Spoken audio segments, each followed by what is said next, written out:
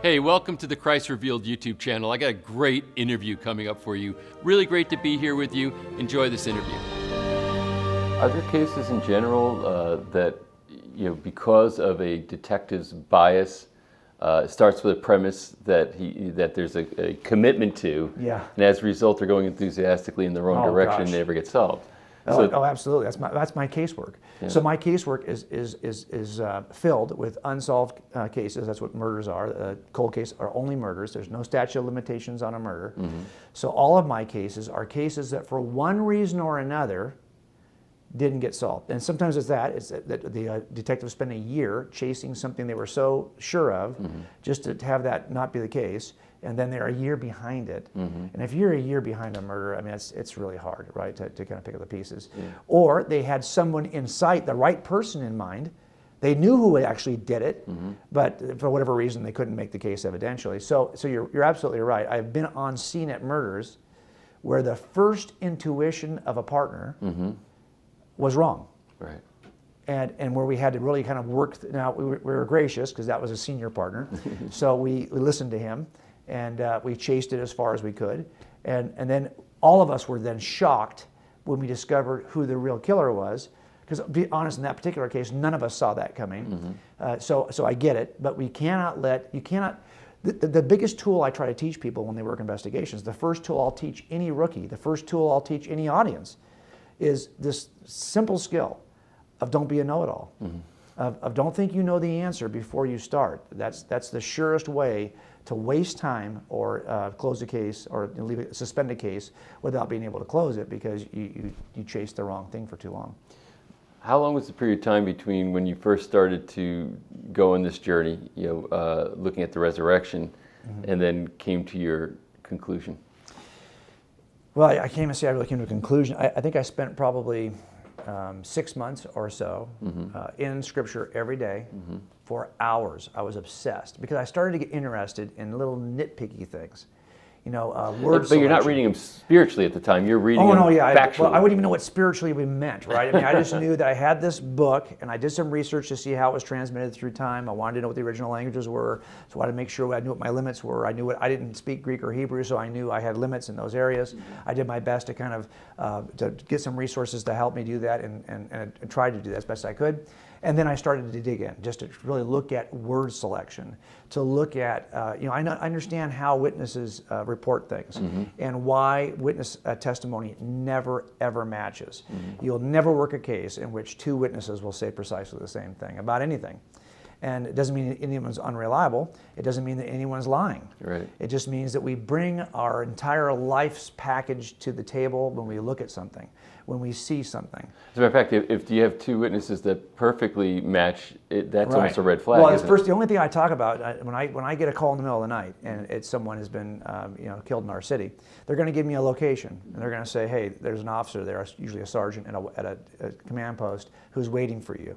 I only have one instruction from my house when I'm on the phone. And then I'll typically say, okay, so officers are there, right? Are the officers with the witnesses? Yes. Have them separate the witnesses and stay with the witnesses until I get there. So the separation of witnesses is really important to me because if you don't separate them, you will get there and get one story. Right. From all 5 guys or gals. You'll get one story because they've had an hour to sit around and compare notes and think, okay, maybe he's right, maybe she's right. And now they kind of merge. No. Don't worry about what might be appear to be contradictory, because in the end it's not going to be. I need you to give me the varied accounts. I want all 5. They are not going to be perfect. They're going to puzzle together in a certain way. The question that you didn't answer, somebody else is going to answer. The question that you raised because you don't understand why it happened that way, don't worry, another witness is going to give me a piece of the puzzle. I'll be able to answer that. Now, the witnesses may never know how I puzzled it back together because I don't want them to even know that before they go to trial. I don't want them to ever know what the other person said because I want their statement to be clean. Right.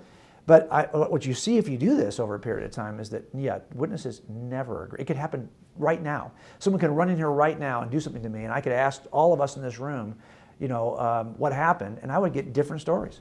And I've done it in front of groups. I can't get people to agree on the sex of the perpetrator. Wow. So this happens. Yeah. It doesn't mean anyone's lying. Right. And in the end, our job is to be able to piece back together. Now, I also think if you had accounts that were early, and we have good reason to believe that these accounts were circulating simultaneously at the same time, early in history, okay, well then why doesn't somebody correct the obvious contradictions? It'd be easy enough if you could just say, take that out, because in the future someone's going to think. No, all the kind of warts and bumps that you might think are ugly, are embarrassing, they're still in the accounts. And that is typically what I see when I get an old case book and I open it up, and I've got 4 witnesses who were interviewed back in the day, and there's some things in that account that I can just see up front. Oh, a defense attorney is going to have a great day with this, because he said this and she said that, and these don't match, and he's going to try to convince a jury that you can't trust anyone here. Now, what we'll have to do is come in and say, this is the nature of eyewitnesses, and let me show you how these things come back together. Let me show you some physical evidence that corroborates the narrative, and off we go. The same thing can occur with the New Testament. So what you're saying is, in reality, when the Bible was being assembled, the New Testament is being assembled, they could have scrubbed it. Oh, sure. And kind of basically adulterated, changed varying accounts so they would line up better.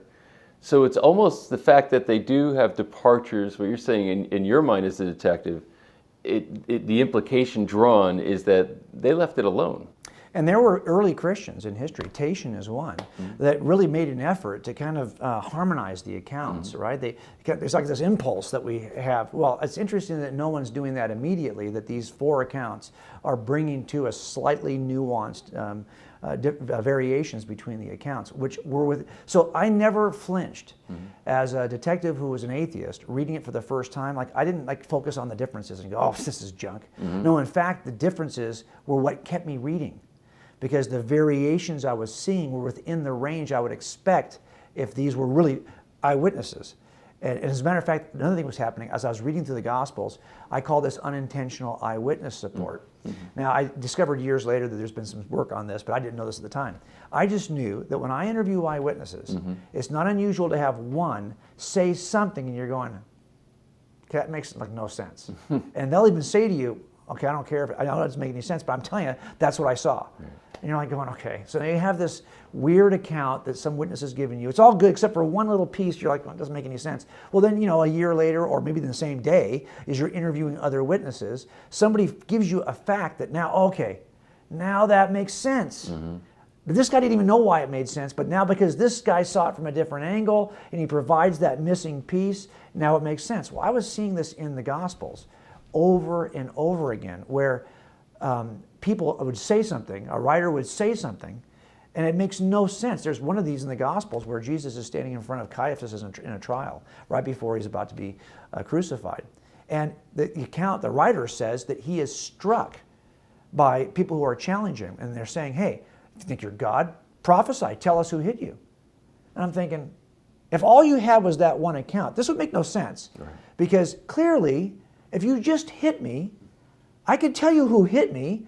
Why would that be so remarkable? Why would that even be proof of my deity? Because it's not that account, but it's another account that walks through the steps and mentions in the other account that he's being blindfolded just prior to this. Now, this account never mentioned it. So that is one of those kind of unintentional eyewitness support that comes in and fills in a detail that is left hanging. These have been recently, or in the last 100 years or so, have been called the undesigned coincidences of Scripture. And I was familiar with this term later, but I'll tell you, as I was looking through it as an investigator, I was encouraged by the variations I was seeing and the fact that the variations puzzled together the way I would expect them to puzzle together.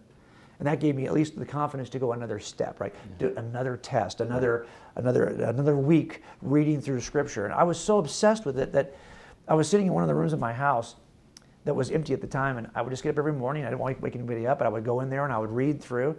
And forensic statement analysis is a process we use with people in custody when we ask them, what did you do yesterday? That's the day of the murder. Really? Okay, do me a favor. Write down on this piece of paper everything you did from the time you got up in the morning to the time you went to bed. You can only use the front side of the paper. Now that front side happens to have 24 lines. And you can only use this pen. And they would fill that in. Well, now you have to make decisions. If it's a 12-hour day you're up, you've got to account for 12 hours in 24 lines. Now, if you did this evenly, you'd have 2 lines per hour. But people don't do it that way. They expand or compress time for a number of different reasons. Well, we're looking at that, expansion and compression of time. We're looking at the use of pronouns. Why do they use certain names for certain people? We're looking at all the optional words, words you don't need to use, every adjective, every adverb. You don't need to use those kinds of words. When you put those words in, I know you're selecting from a palette of options. That tells me something about you.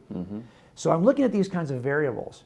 And I had heard in some of the early months of doing this that Mark's account was allegedly written at the feet of Peter in Rome. Mark is not an eyewitness. He is writing the account of the eyewitness in Rome according to an ancient bishop named Papias. So I said, okay, that's an interesting claim. It is a short account. It's very brief. And it doesn't feel like it's as kind of heel-to-toe robust. It feels like it could be a series of talks, that have been seamed together. So I said, I could use forensic statement analysis, I bet, and just see if Peter's fingerprints are in that account. Is there something about the account that really makes more sense if Peter is the source for Mark? And so that first 6 months, a lot of that was me in my extra room, getting up every day, not knowing anything about the narrative, anything about biblical history, but just going through Mark's account using a forensic statement analysis. And everything you examine, if it's compression of time, that's one color pen. If it's pronouns, that's another color pen. If it's adjectives and adverbs, that's another color pen. If it's deception indicators, that's another kind of pen. And you're applying these pens and colors right through the whole. Yeah. Okay. So I still have that Bible. It's filled with my notes. And every time I discovered something that I thought, I got to come back to this because this seems to be, it would involve Peter, or maybe it wouldn't involve Peter, I would put a little P next to it. So I'd say, this is something that if I'm making a case to anyone in the future. Well, when I got done with that, I was very comfortable with Papias's claim, historic claim, that Mark's account was the scribed eyewitness account of Peter. And it's just another one of the pieces that I was assembling to look at whether or not those accounts were reliable. But look, in the end, the deal is this. You can believe that those accounts are reliable and are telling you something true about Jesus, and you won't have belief in. You would just have belief that. Right. You would know that these accounts are telling you something that you could trust about Jesus. Doesn't mean you would trust him. Doesn't mean you become a Christian. And I was not a Christian at that point. I was just somebody who was becoming very comfortable with the reliability of Scripture. That's it for this particular interview. Thanks for joining me. Really excited to take this ongoing journey with you as we keep bringing more content. If you haven't already, you really should subscribe to this channel. There's a lot of phenomenal content coming down the road into the future that you'll want to know about. Leave a comment down here. I think people would love to hear from you, and then you can hear from them too. If you liked it, go ahead and give a like. It only takes half a second, and share this with people that you care about. The world needs more light in it right now. So thanks for being with me. Hope to connect with you again soon.